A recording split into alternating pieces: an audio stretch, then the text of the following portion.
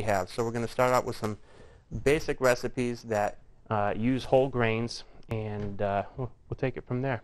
You know what? Let me start with this one, if I may, because this is the easiest. Sounds great. And I already started this one earlier, and because it does take a while to cook, but you know, you all have all the gear that you need already. Everybody has a stove and a pan, and basically all I'm doing is simmering some. In this case, we're using hard red grain, hard red winter wheat. And all I did is put a cup of it in water, and I put twice the amount of water as grain, and I'm just putting it on the stove, and we're going to heat it up. I didn't even crack them. You can crack them if you want them to cook faster. You know, we could put them through a little grinder or something that crunches them down, and you know, instead of cooking it for 2 hours, we can cook it for 5 minutes. All right. But you know, this simple recipe, and you can use any kind of grain you want. You can mix it up.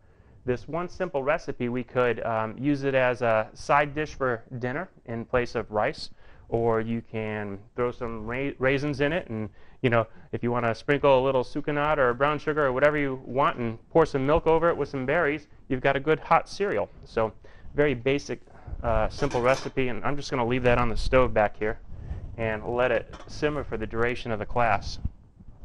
Let me put it on low. Okay. The next one that we're going to do, this is probably my favorite recipe. It's called Mushadhara, and another name for it would be Jacob's stew. And from the scriptures, we read a story of how Esau was famished. He came in from hunting, and you know, Jacob was making some stew, and he said, "Give me," you know, Esau said, "Give me some of that stew." And the deal that they negotiated was for the birthright, because Esau was entitled to the birthright. And he said, "What is a birthright to me? I'm famished. I'm about to die." And it was over a red lentil stew, and that's what we're making here. This is my favorite recipe. It's absolutely delicious, and you might see why this stew was so appealing to Esau. So, what do we got going on with it? Okay, well, what I did is I took, and this recipe is in the little bread handout, Mushadhara. Oh, and it's also online. All of the recipes that we're doing today are online on the website. nlcclub.com. You can go to it, and there's a link going to our recipe book. And we're going to put that in the center here for that camera's sake, in case Sylvie wants to get a... I took 1 cup of rice and 1 cup of lentils, and this recipe is tripled for all of us today so we can have nice servings. But I took 1 cup of rice and 1 cup of lentils and 5 cups of water. And what I did with the rice and lentils is I prepared it overnight. I soaked it in lemon juice overnight to break down the phytic acid, which is hard to digest. That's why you soak your grains beforehand, if you want to. So I soaked that overnight, and this morning I rinsed out the water and the lemon juice, and then added my 5 cups of water. So right now there's 5 cups of water, 1 cup of lentils, and 1 cup of organic brown rice. And what I'm going to do is I'm going to put it on the stove and bring it to a boil. And while we're waiting for it to boil, I'm going to saute these onions. And usually I use coconut oil, but I forgot to bring it today to saute. So I'm going to just use olive oil. And when these are done sauteing, I'll add a little garlic and a little spices and drop it into the pot. Put the lid on the pot, turn it on low, and let it sit for 45 minutes. Yes? Question. What you're saying now, is it somewhere, or should we be taking notes? It is in your yellow handout, Mushadhara. Okay, so everything you just said with the beans and soaking overnight, that's all here? Yes. Okay, thank you. Sorry for the interruption. No problem. Yes, go ahead. Mine was missing. Yeah, we don't have any more left. We're waiting for it to get printed out. So why do you put the lemon juice in the soap water? In the soap water, is that what you said? Yeah. Soaking. Soap water. I thought you said soap Yeah. water. It breaks down the phytic acid, and phytic acid is in grains, all grains, and basically it's hard to digest. So if you want to basically pre-digest your grains and make it easier for your digestive system, you soak it in the lemon juice overnight. That's why you'll see on beans packages, when you buy the package, it says soak overnight. but they just say to soak it in water because that does break it down a little bit. But when you add something acidic like lemon juice, whey, yogurt, which is a lacto-fermenting thing. It doesn't take out any of the minerals No. from the food? I'm sure it takes out some, but we're going to be adding so much more in that it's not a problem. And where did you find out about the lemon juice? The lemon juice is, I've never heard that. I get a lot of my cooking advice from the Maker's Diet, which is by Jordan Rubin, and also Sally Fallon. She wrote a book called Nourishing Traditions. And in there, we'll give you, in those 2 books, they'll give you all the recipes you need. And you know what? I turned on the wrong burner here. Now, do we need a wooden spoon for this? No. Okay. Let me make sure that I have this one. What's the one we want? This one is this one. That's, yeah, right front. So what's this one on for? That's this one. This one is supposed to be on here for my... And this one's supposed to be on. Okay. So those 2 books, and I forgot to bring them today. I did bring them to the last class to show everybody. But The Maker's Diet and Nourishing Traditions by Sally Fallon are the 2 books that I go to get all of the recipes. Not all, the Mushadhara isn't in there, but as far as understanding why you soak your grains, what different things. Usually I soak my grains in whey, but I ran out and I had to make some more. And you know, we all know the nursery rhyme, eating her curds and whey, little Miss Muffet sat on her tuffet. Curds and whey is basically milk set out on the counter for a couple days. Curds come to the top, the whey drops to the bottom. That's basically what whey is. And whey is a preservative.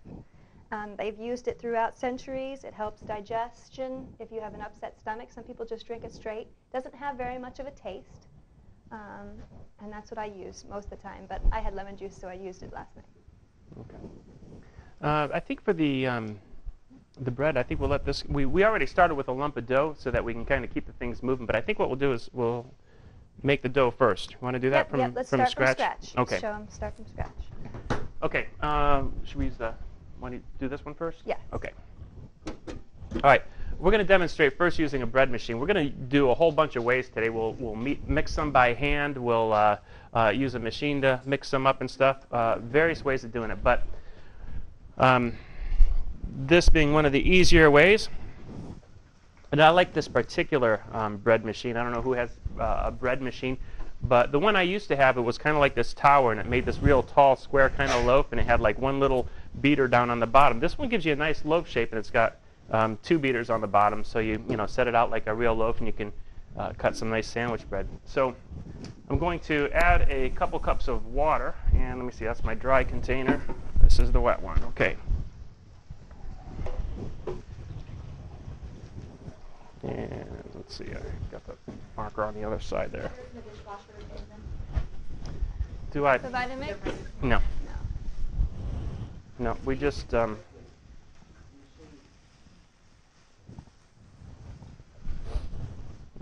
to make sure we get. And I want to be kind of accurate on this because we kind of try to make it, foolproof recipe. If you're going to just be adding flour until you get the right consistency, if you're good at doing that, making bread, you don't have to be so accurate like I am here. But we wanted to make a recipe that anybody could do. And we've kind of measured everything out perfect. So you're going to add some water. And explain to them why, when we first started out, we made loaves that were rocks and then loaves that were way too sticky and not enough flour. So we finally figured out, we weighed out the grains exactly, figuring out exactly how much flour we needed and exactly how much water so that we would get a perfect loaf every time. And we're going to add about 1.5 tablespoons of oil. I'm going to put the honey on the same spoon after the oil. It tends to make it easier to pour the honey out, so use this. And there is a special tool that we'll show later that helps with all of that.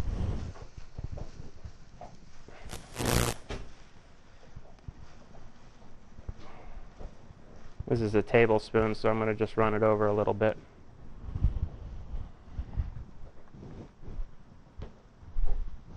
And we used to have a much sweeter bread. We kind of grown accustomed to using less honey, so... On the recipe, you'll see that we have equal parts of lecithin and oil and then double part of honey, but we cut it down to equal parts of oil, lecithin, and honey. So all the bread that you'll be eating today is equal parts, but if your kids like a sweeter bread, more honey tasting wheat bread, then stick with that recipe. But know that you can cut down the honey to equal parts of oil, lecithin, and honey. And I'm adding the lecithin. This is like the stickiest stuff you can imagine. Kind of hard to get out of the spoon.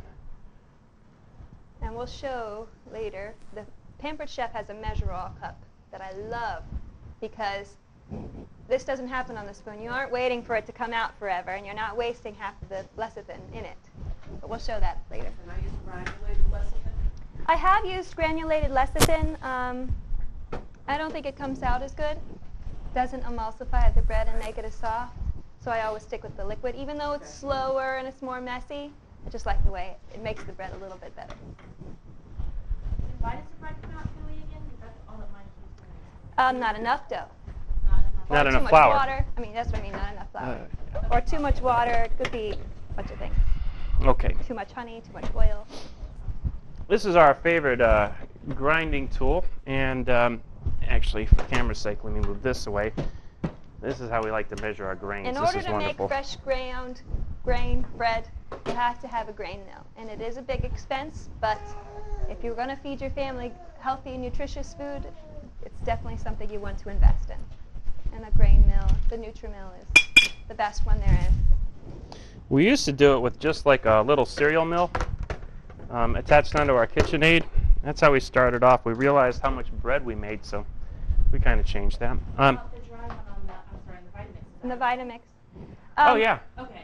Yeah, that in works. fact, Is this a lot better, this Nutri-Mill? actually, I should be using that now because that's probably faster for this to get our first one started. Well- What I'm going to do is first turn this on. I'll tell you the differences. And I'm zeroing out my scale with the bowl in place, and that's because it's now it's at 0, so it's not weighing the bowl. And I'm just going to dump in, according to our recipe, 1 pound 4 ounces of grain. I like hard red wheat here, and that's what I'm pouring in. But my wife likes kamut, so I'm going to use some of that too. We come to a compromise. We make our breads half and half. If it were my choice, we'd all be getting all kamut, because kamut has a more nutty, buttery flavor to it. It is more expensive and it is harder to find, of course, but hard red wheat is more of what he likes, a more wheaty type flavor. So you have to play around with it and see what you like. But today we're doing half and half. Okay, and because I'm mixing it out, I put more red than kamut. Don't worry, Okay. and all the other ones I mixed, I put more kamut. All right. Yeah, we'll use the Vitamix next time. And Why don't you tell the difference? I'll tell the differences while you're doing that. okay. We have tried both. We love both, but what I found is the Nutri-Mill will make the flour a little more coarse, and your bread, when You it's mean more the coarse, you mean the Vitamix makes it the coarse. Vitamix, I'm sorry, will make the flour a little more coarse. And when you make it coarse, the bread tends to be more crumbly. And when you can get the flour finer, it sticks together more, and the gluten can work through it a little better. So that's the reason why I chose to upgrade to this. But like he said, we started out with an attachment to our KitchenAid that made the grind very coarse, but it still worked. So you have to go with what you can afford and what you can start with. Okay, this thing's a little loud, but it's a workhorse, so we're going to just crank it up here.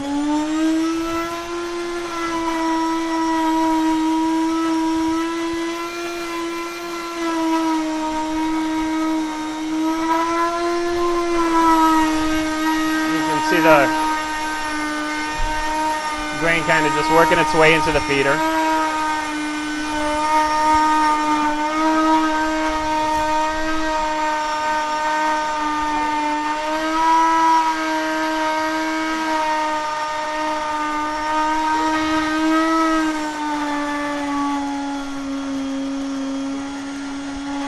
Basically, when you heard it get quieter just now, all I did is I opened it up so it would take the grain in a little bit faster, which makes it a little bit coarser, but it's going to be a good bread flour.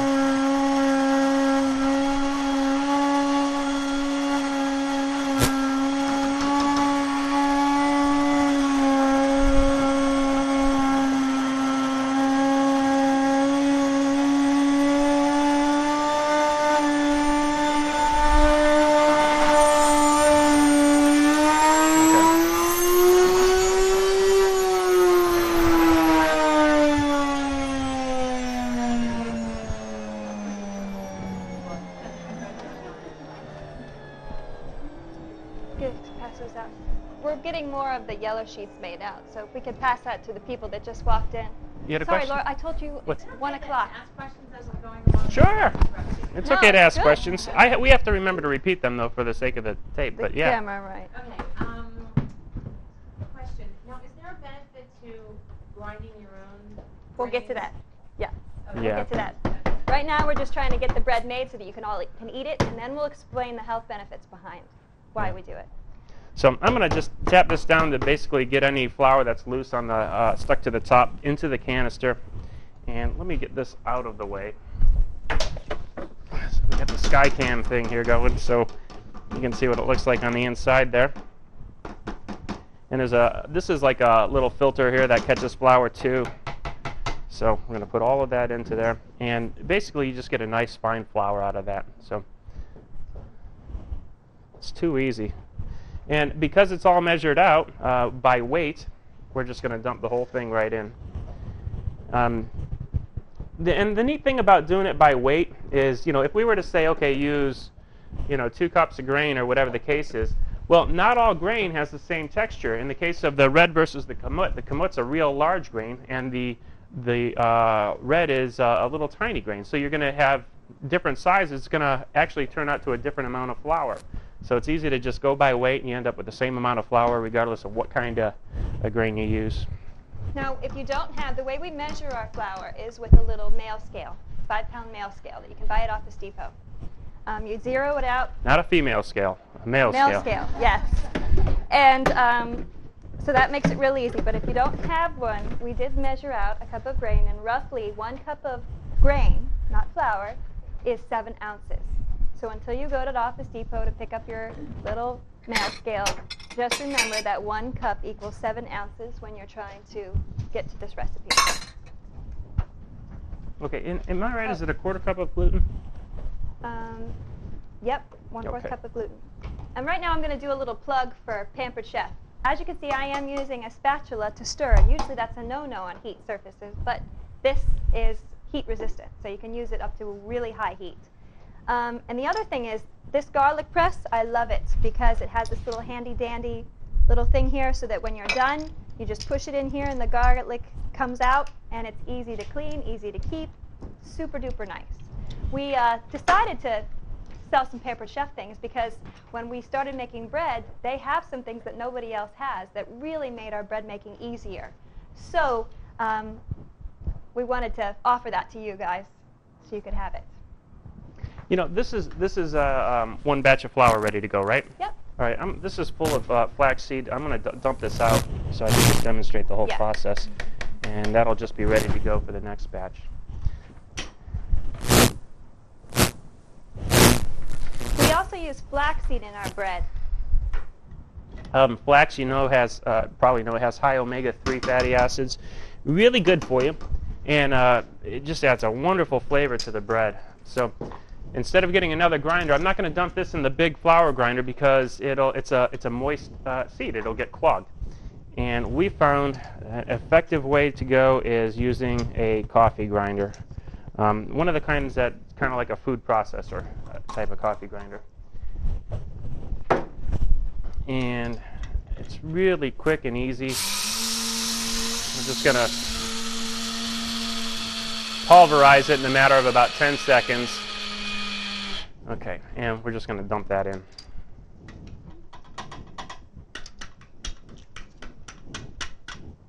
Remind us what that was again? Flaxseed? That's flaxseed, yeah. Is it that much better than using the oil? Well, Flax oil, we like it for the fiber content and the flavor, the texture of the bread. nutrition being fresh, and you'll actually taste the the texture that you get from the it, nutty texture, nutty flavor. and the fact that we ground it fresh. You have to actually crack it to get some of the nutrients out of it and stuff. I like also throwing a handful of flaxseed in there. It gives you a nice texture when you're biting into the seeds and stuff. But we're short on flax today, so we're not going to do that. What else do I need to put in here? Did you do the salt? That's a good idea. Lecithin, oil. I always have to remind him. Yeast. Make sure you put the yeast in there. The gluten. Did you get the gluten? How much? Let me see. I'll look at the recipe, otherwise I'll forget. Lecithin, honey, flax, gluten is in there. We've got our, so we just need yeast and salt. Okay, good. What did you use as the lecithin? Yeah, that was the mistake. Okay. Just use that once, yes. You'll use, just cross out one of them, yes. Do we have any spoons? Here, I'll use this So one. as you can see here on the big screen, this is the onions sauteed with just a little bit of garlic. I can add put the it down garlic right now. last to be able to not burn the garlic, but to release its flavor. That's the best way to use it. And that means our bread is risen. Okay. But we can wait on that. All right, and I'm just going to put some yeast in here. And I'm going to put yeast on one side of the pan and the salt on another side. It doesn't really matter because it's going to get all mixed together, but the salt will kill yeast. How much was that salt? 1 teaspoon of salt? Seems like a lot, but I'll trust that it's right. My water is almost at a rolling boil back here, so as soon as it comes to a rolling boil, I'm just going to stir it, add in the rest of my spices, dump the onions in, and put the lid on and let it go for 45 minutes. Okay. This is kind of our own recipe that we came up with, and because it's our own recipe, we did our own program on the bread machine so that it'll, rise exactly how much we want it to and knead as long as we want it to and stuff like that. We could use one of the basic cycles. It would probably work. I've never tried it. I don't know, but so I'm going to select the course, and in this case, we're going to put it to the homemade recipe. It's got 3 different programs. We have it on the first one. I'm going to hit the start button and let it go.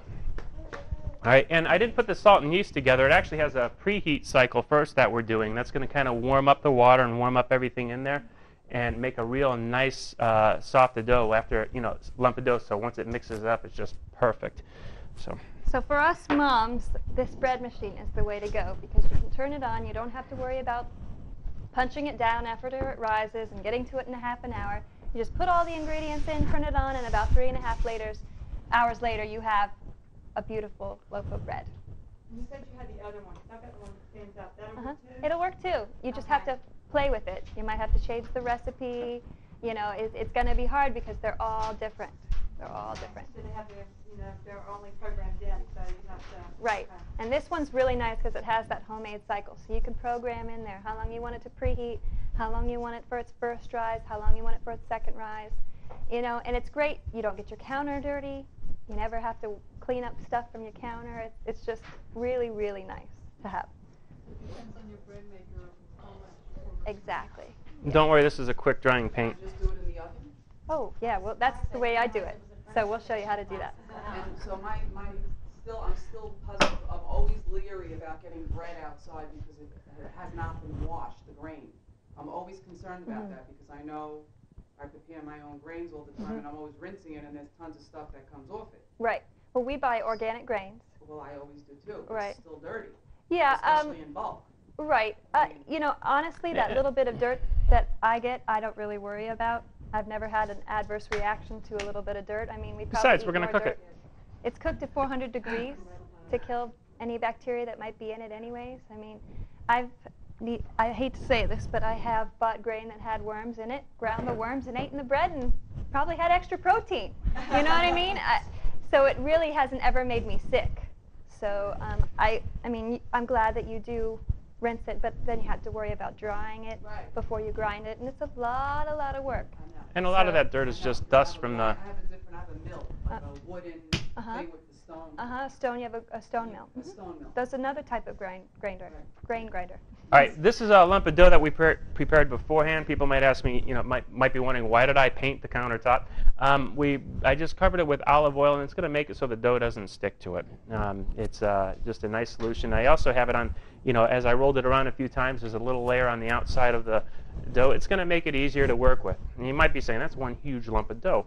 That's not the same recipe I just used. It's the same recipe, but in a larger proportion, because we're going to do a lot with this lump. So this is actually a 4-loaf recipe, a big 4-loaf recipe, and I made all of that dough in that little Bosch mixer over there. Oh yeah. In one time. In one shot, yeah. One shot.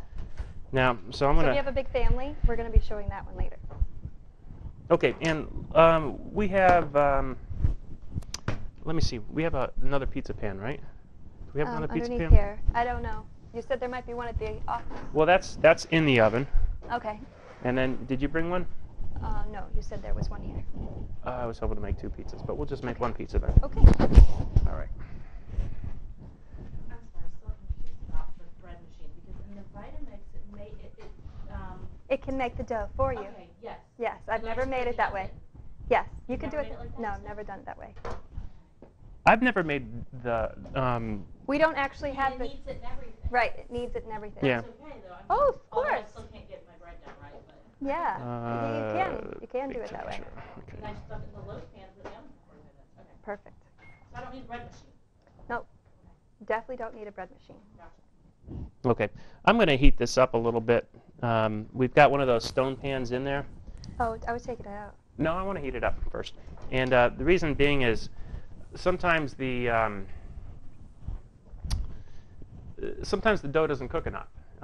It cooks enough, but if you like it, your dough well done, we're going to heat the pan up ahead of time, and that way, by the time we roll this out and have our pizza ready, we could just put it right on a hot pan in the oven, and that'll start cooking the dough first.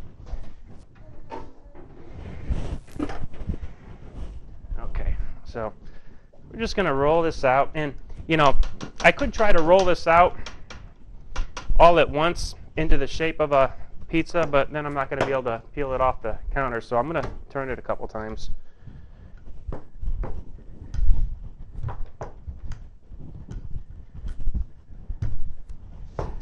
And do we have sauce and stuff ready? Yep. Good.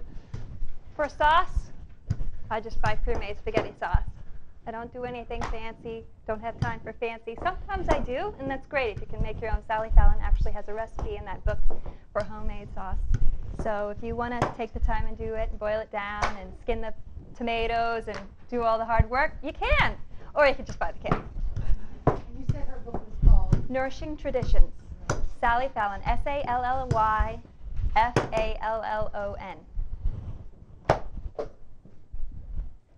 And I think that the cheese is still in the refrigerator. Ah. Okay.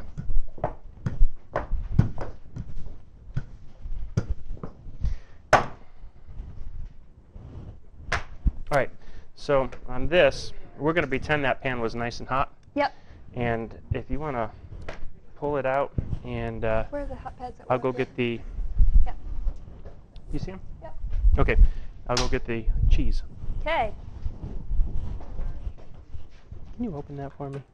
Thanks.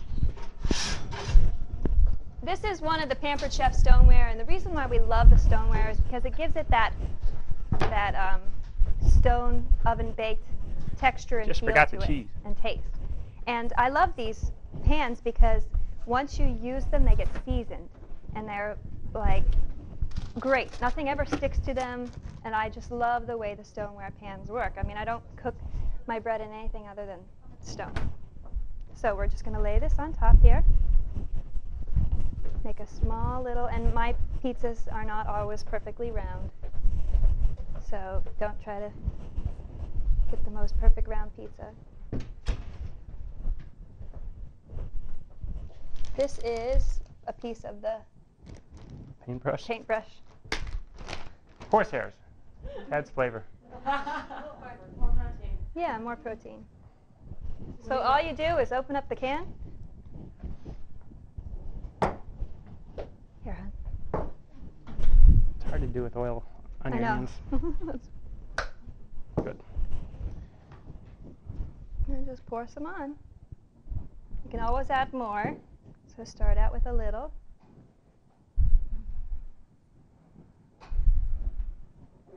And I love the Newman's Own Socceroonie. It's got such a good spice to it. Well, that was the same dough. You probably already said this. Was that the same dough that you did, right? You just made it. We in use yourself? everything, yep. Okay. We just use that same basic recipe and change it for all these different things. So you'll see how all the different ways we make the bread. Well, when you say change it, you mean just change it by what you're doing with it, not how you make it. Right. Exactly. Okay. What we do with it. That looks good. Do you freeze it? Pull it out? You can freeze it, but as you'll learn later, yeah. Now, Oops. Okay.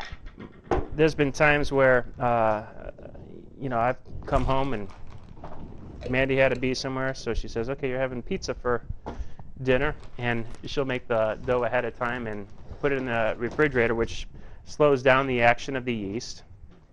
And it's just a matter of taking it out of the fridge and rolling it out and decorating it how you want. So this one's just going to be a basic cheese pizza, and that's it. It's ready to go. So let's see. Our oven is just plain mozzarella. How long can you leave it in the fridge? Like a day or, I mean, before you have to use it? You have to, like, within a day? Well, it'll keep rising. Yeah, You it'll use keep it getting within a few hours. it'll keep getting bigger and bigger. But you know, if you're not planning on using it right away, either don't put yeast in it or put very little yeast in it. You know, because it's interesting. It's not, you can't really go wrong. You can't put too little yeast in it because it continues to expand and the yeast, you know, proliferates. So you could just use less yeast and it'll rise slower, and by the time you use it a day later, there will be enough yeast in it. So this, I'm going to set this aside because the oven's not quite warm enough for it. And where did you get your stone? Pampered Chef. All the stoneware we get from Pampered Chef. They have, it's the cheapest and it's the best quality. The Pampered Chef, the little pamphlet that you got, that's where we get all these different tools. I've got the rectangle one. I love it. Yeah, this is what we use. These are the bread pans. They're really nice and heavy duty, and like I said, it gives it that stone baked, or that, what's that big oven? Brick oven. There, that's the words I was looking for. Brick oven taste and feel. The best thing about it, though, is just the texture of the bread that you get, because you know, we used to bake in metal pans, and it would kind of like burn the bottom a little bit, or The you know, evenness of it baking. yeah, and now it just kind of bakes nice and even all the way You don't through. do anything in the pan. You just stick the bread in because the oil's already in there, right? Well, yeah, you will bake some oil into the pan in When time. you first get it, right? But these are fully seasoned. Yeah, and the loaf won't stick in this because we used it so much, but sometimes just to play it safe, I'll, you know, just paint a little quick layer in. I won't do this every time, but maybe every 10 times I use it or so, just to keep that nice, slick, almost like a Teflon surface without the Teflon. And you'll see the loaf will just fall right out of that. So on this one, I know what we're going to do. We'll make one of my favorite loaves of bread. Keep that roller going.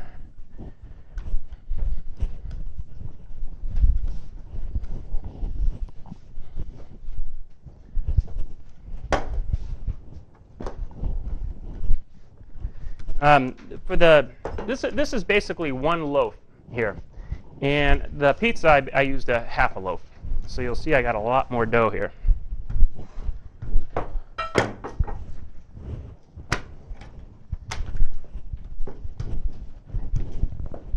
Which one are you going to make next? Cinnamon raisin. Honey? Raisins? Cinnamon? Do we have my favorite honey tool here, by any chance? Oh, I did bring it, but I don't know where it is. Sorry. We could use this. I'm gonna look for it here. It's I gotta be around. I don't even know if it's in from my car. Oh, is this it? No. I don't know if it's in from my car. Okay.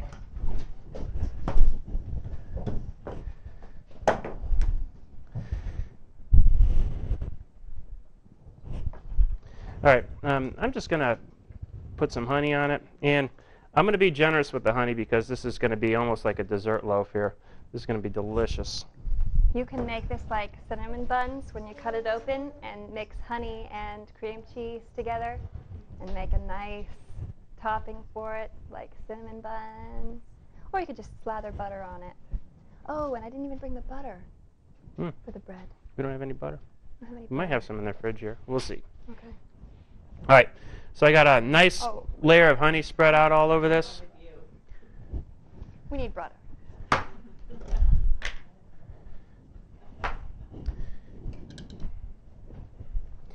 And this, I just have some cinnamon in here. I'm going to put a nice layer of cinnamon on it. There's a Don't lot. forget the raisins. Michael's notorious for Yeah. forgetting the raisins. I'm notorious for making cinnamon raisin bread without the raisins. So, Straight cinnamon, no sweetener. right. Just the honey, right? Yeah, you and can you don't- use sucanat. Yes, you can.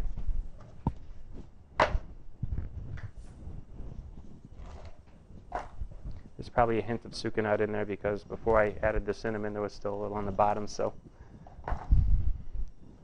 okay. And also, I like rolling the raisins in. You could just stick them in the mixer and knead the raisins right in. What will happen is some of the raisins will end up on the outside and they'll kind of get a little caramelized, and it's, I don't know, it's not as pleasant of a loaf to eat. I like doing it like this. I think you'll see when you eat this, it's going to be a much more enjoyable experience than just eating a plain piece of bread. And we're just rolling it up in there. And because it's too big for the loaf pan now, I'm just going to fold the ends in. All right, and we're just going to stick it in there. Okay? It's going to come out wonderful, you know. And also, we're kind of like we're people that know a little bit about nutrition. We're not necessarily cooks, chefs. You know, our culinary skills lack a little bit, but this is going to be one fine loaf of bread. So you'll let it rise for half an hour before you put it in the oven.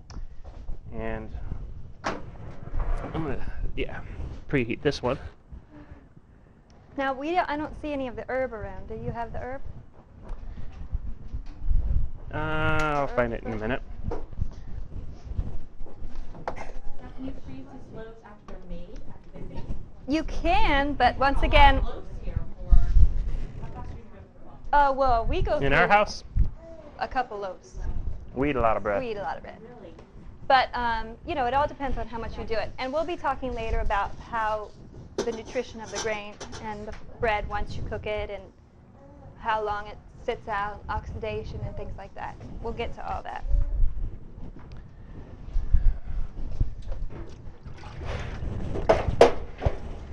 Is the oven preheated to put the pizza in? Not quite. Not yet. So I need to go get herbs? We don't have any in here? Yeah. Okay. The next bread that we're going to be making is an herb loaf, which is the same basic dough recipe. We spread it, actually we don't even spread it out, we just kind of knead the herbs into it. And you can use that and cut it up and put garlic butter on it when you have spaghetti for dinner. You can basically take this one loaf of bread and do so many different things with it. So, while he is doing that,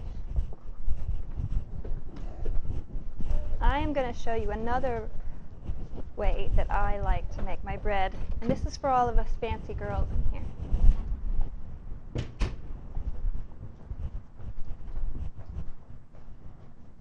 I'm going to cut it in thirds.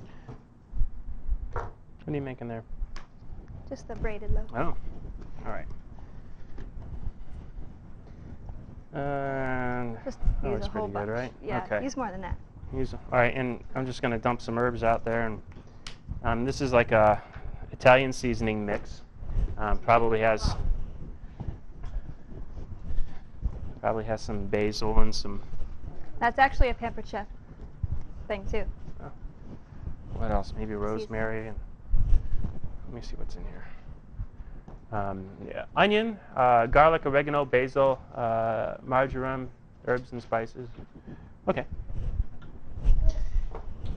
And I'm just going to kind of push it around and soak up what's on the table.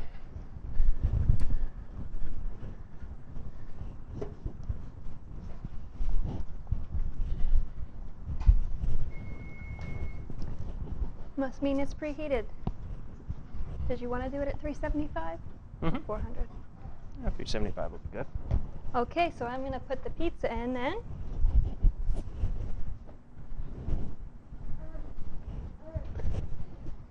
That looks like a lot on there. It is, but you know, no matter how hard I try, it seems like I never put too much in. So Can somebody watch their timer for 20 minutes and tell me? actually, you Watch the can. cook? You I can already set have the- that one going. Here's one right here. Okay, well, we'll need that for Okay. rising. 20 minutes, yep. I'm going to check it in 20 minutes, and if the cheese is brown on the top, we'll take it out. If not, we'll keep checking it after that. So as you can see, I just make 3 Long little braids, and then we'll braid it. Who's a really good braider here? Okay, come on up. I want you to braid the bread.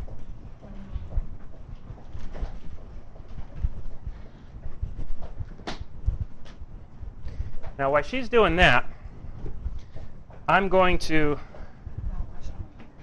Oh, it's okay. Everything gets cooked anyways. You'll be fine, yeah. Yeah. Okay. But thank you. Can we go I- in there? Oh, you're going to... I need a sky cam view here. As we're doing this, we basically, you'll see, you get little wrinkles in the dough like that. And if you want it to come out nice, you're just going to fold all the wrinkles to the inside. And you might do that a couple times. This technique just gives you a beautiful looking loaf of bread. Let's do it one more time. Just going to turn it and fold it in. And you'll notice there's no creases on the top side of the loaf now. You might have them on the ends and the bottom. If you want to, you can kind of pull it that way a little bit and just go ahead and roll it down. And you get a perfect looking loaf of bread. Not that it matters. It's going to come out good no matter what you do.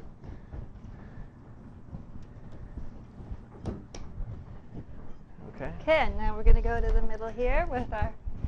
This is could be a challah bread or a braided loaf. And we just start by putting the three together. And we're going to have our expert braider here just braid our loaf together.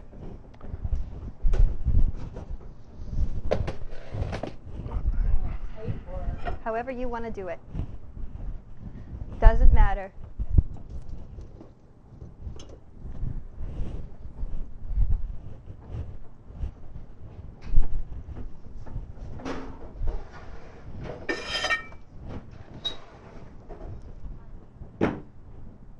Isn't that beautiful? Now, if you want to make it really pretty, you can take an egg, not scramble it, but crack it, and mix it together, and then paint it on the top, and it'll give it that beautiful glossy feeling. Now, all you have to do is go like this, put it right in there. Let's bring it to And the we'll center tuck here. this down Yeah. like that. And And you can paint it right on top there with the egg, and it'll give it that nice glossy shine. that egg wash, another thing that does, if you do that, if you do an egg wash on top of it like that, if you want to roll the top it through some sesame seeds or whatever the case, that'll make the sesame seeds stick to the top really nice. And just another variety, same lump of dough, all different kinds of bread. You can also use egg replacer, An egg replacer. just if you're vegan. Okay, and I've never tried that, but It's awesome. Some Is people that- just Egg use replacer water. with everything. is that Yeah. the stuff that you get like in the milk section there in the little It comes carton? in a box, and it just says egg replacer, and it just tells you step by step how to make it the egg consistency, and I use it in everything. Where's the roller? Did you put that back in there? One other fun thing I want to show you that's a variation that we can do with this last little piece of bread is, here it is. Do we have a round Tupperware anywhere? I'll show them how to do one of those pockets. Now this is one of the things that you want to do if you have time. And you can put spinach. I'm going to make a little pocket. I'm having a hard time.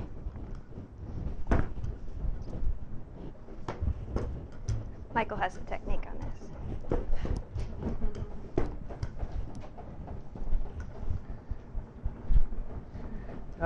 Where's your pizza cutter? Oh, you know what we can use? We can use the Pampered Chef thing, measural cup. That'll cut a circle. See it? No, this one's a little small. You're not talking about that. Yeah. Okay. Oh, yeah, it might be a little small. Hey, a Vitamix.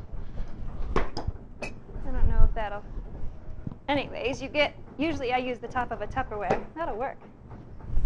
And put a little bit of... Most of the time I use spinach and mozzarella, but we don't have any of that. I'm just showing you basically how you do it. You can add anything you want in here. Sausage, mushrooms. And you bring in the sides, and you do a little pinch. Oh, I'm not doing this over the... How's that? You make a little pinch. Just put cheese for now, but you can add anything you want. Most of the time I make it with spinach and cheese, and sometimes mushrooms. Put it on a baking sheet, I usually put egg over this and do a little bit of herb toppings. And these are great. I mean, snacks take 2 seconds. I mean, it's really, really easy. Kids like these. You know what? For a goof, why don't you throw that in here, and we'll make a what, 1 or 2 little loaves out of that and stick it in there with it. Sure. Now, when you say about freezing, it's not good to freeze the dough. If you wanted to pre-make some of those, like I've got 3 kids, of course it's hard for me. You know what? Yeah. Can you freeze it after you put the spinach and cheese in it, and then Yeah. you can have it? Yeah. Okay. You won't lose a lot of nutrients, No. right? I mean, it's not going to No, be... it's way gonna be a lot better any than what you Hot can buy. Pockets that you would buy in the store. So, I mean, go for it. I've done that. I've made pancakes, you know, and put froze in them and taken them back out. All right, you want to just make a loaf with this? Yep. That's fine. Okay. The recipe that we have in there is really good for, you know, as far as quantity-wise, it's good for filling this particular pan, cutting it into 4 lumps, and if you want, you can make 4 little loaves right in this pan. You'll see we brought some already made loaves for you guys to take home. They're a lot smaller than what you're going to get from this because we're making so many. We cut it up and found it easier. But that recipe will basically, when they expand, they'll make big loaves that mushroom on the top and fill that pan perfect. Or you can take that lump of dough, cut it in 2, and fill up 2 of these other stone pans that we're using. Okay, so it's really perfect for that. And, you know, in your kitchen, you would probably ideally have 1 of these and 2 of those. That would be a good start as far as you know, what kind of loaves you had. And the other thing, well, for us, we either put 4 of those big pans in the oven at one time, or this and 2 pans will fit in at a time. So that would be a perfect combination for filling your oven and just being efficient, making it all at one time. Okay, so that's ready to go. We're going to set it aside, let it rise for half hour or so. Okay, now we'll show how you make the bread by hand.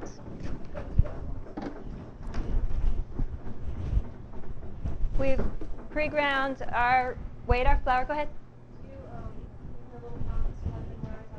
Yeah. Well, you know what? I wouldn't let those little pockets rise as long as I would let the bread. But if you want it to be more fluffy, then you would let it rise a little bit, because it is going to rise in the oven as soon as it hits the heat. It's going to do its rise. And how about the yeast-free? Yeast-free bread, I would make a sourdough bread. And if you're going to make a sourdough bread, which is the way that you would want to do it, by soaking your grains, letting them dry, and then doing you will do a sprouted sourdough bread. Actually, you can either get the book by Sally Fallon. She will give you all the ins and outs on how to make that sourdough. I have made it. It takes a long time. 7 days to get that starter going. And you have to add a cup of flour every day. You have to remember to add a cup of flour every day and stir it at least twice to activate the natural yeast that's in the air and to catch it and get it into the bread. But it makes the most yummy, tasty sourdough there ever was. Now you can cheat a little bit and add ground up grapes, the pulp of grapes, and then it'll only take 4 days to get your sourdough going.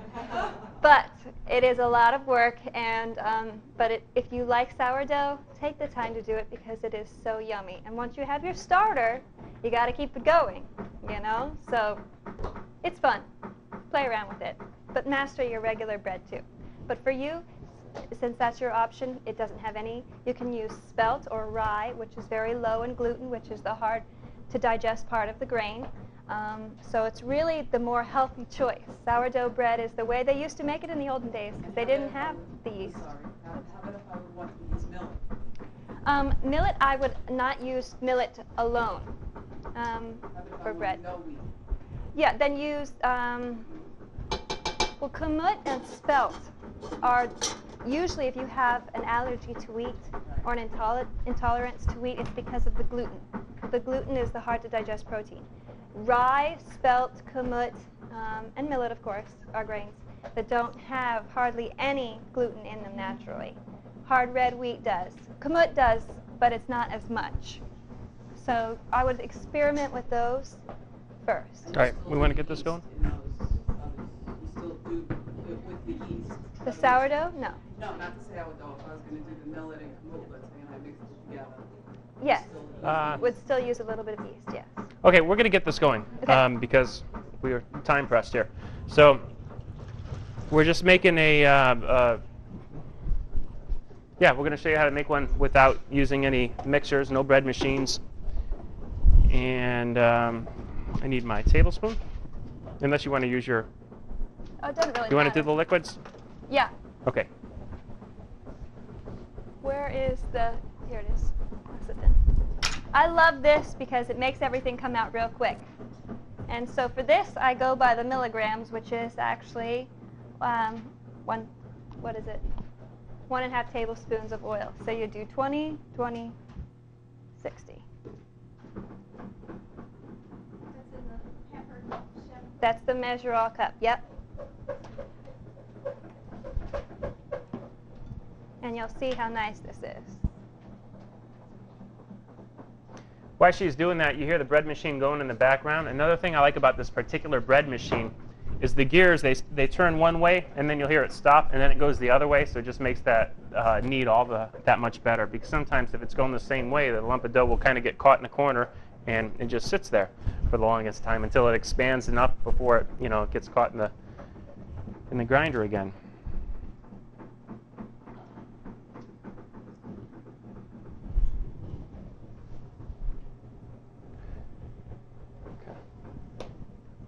Try So you need some oil? 1.5 tablespoons. I thought you had that. Okay. Okay. So you just push that down and everything slides right out. No waste, no fuss. So nice. Done. Okay. Put Now, all three together. earlier I dumped in some ground flaxseed, and this is the ground flour that was already measured out and ready to go. So we're just going to dump that right in here. And that looks like a lot of flour. That's 1 pound 4 ounces. Is that right? Okay. And I'm going to hold some out initially because it's going to be tough to mix if we put everything in there all at once. Gluten. Okay. Where's the little 1/4 cup? Yeah, a 1/4 cup of gluten. We need the yeast in there.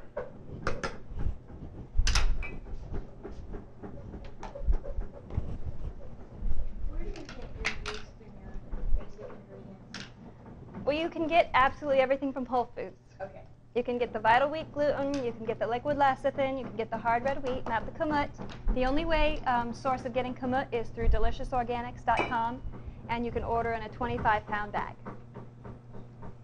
The yeast also from Whole Foods? The yeast I actually get from right down the street from Whole Foods, which is Good Food, GFS, and I get the instant active yeast. You don't want to get the kind of yeast that you have to put into the hot water and wait till it bubbles. Sometimes the bread doesn't come out that way, so you want to use the instant active yeast. Here's the... Okay. And I'm just going to stir it up, make a nice paste.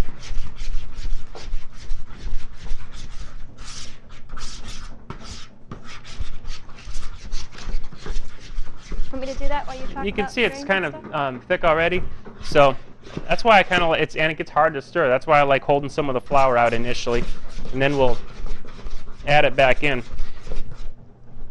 Okay. Do it? And yeah, one of the things that we wanted to kind of communicate to you is this is a grains class. So the question is okay, why grind your own grains? Why not just buy a bag of flour? I mean, that would be a lot easier, right? You don't need any of the equipment or anything like that. First question I want to ask you is, what is easier to make? From the, on a production standpoint, these companies that make flour, is it easier to make the flour that we just made, or is it easier to make the flour, the white flour that you see on the shelves? This is easier. All you have to do is grind it. All right. Now, which is more expensive? This is no. Actually, the white flour is a much cheaper. So you have to ask yourself, why is this more expensive if it's easier, cheaper to make?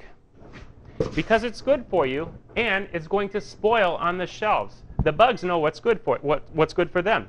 They're going to get in this stuff. It's going to spoil. So the expense is in the spoilage. It's how much they have to throw away. Okay? Now, truthfully, you're not going to be able to buy this stuff in the stores anyway on the store shelves. Even your flour, your whole wheat flour, is not going to be complete like this is, even though they call it whole wheat flour. I'm not certain on all brands of flour, but my understanding is that they're taking germ out of lots of these whole wheat flours. And the germ is the wheat germ. That's a good thing. Okay, not germ like germs. All right, you know, you can go to the store and you can, in the glass jar that's kept in the refrigerator, you can buy the wheat germ. See, it's in the sealed jar kept in the refrigerator because it'll spoil. It'll go rancid. You can't leave it in the flour. It'll go rancid. It'll ruin. What we're doing here is we're grinding it, putting it right into the bowl, into the mixing bowl, and not giving it a chance to spoil. In the seed form, let's see here. Here it is. In this form here, this is going to stay literally like forever. Okay, we're going to pass this around. Do I have a couple minutes, Sylvia? Or? Oh, okay, thanks. Okay, this is a it's a perfect grain. It's kept in its own little, you know, protection. And as a seed, it'll last 1,000 years if it's kept in the right environment. All right.